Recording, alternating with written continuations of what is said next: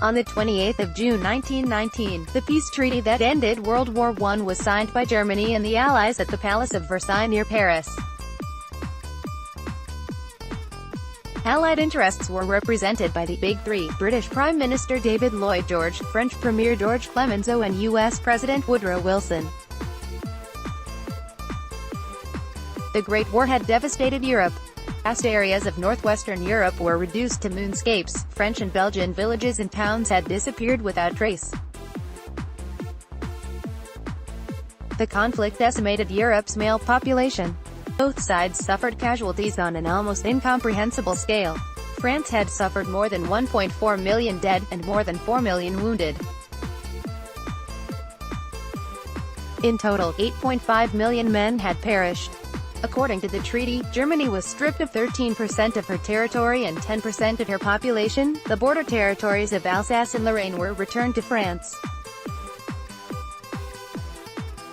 Germany lost all of her colonies, 75% of her iron ore deposits and 26% of her coal and potash.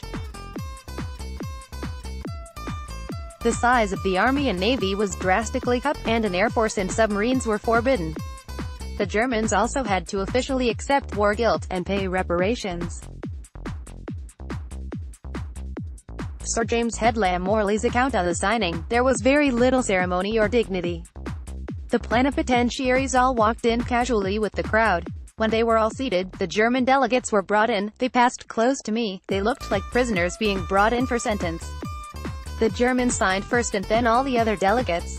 When the signing was finished, the session was closed, and the Germans were escorted out again like prisoners who had received their sentence. Nobody got up or took any notice of them, and there was no suggestion that, the peace having been signed, any change of attitude was to be begun. Looking back, the whole impression seems to me, from a political point of view, to be disastrous. As a matter of fact, what was really being done was not merely to make peace with Germany, but to sign the Covenant of the League of Nations. But of this no one seemed to think. Just the necessary note of reconciliation, of hope, of a change of view, was entirely wanting.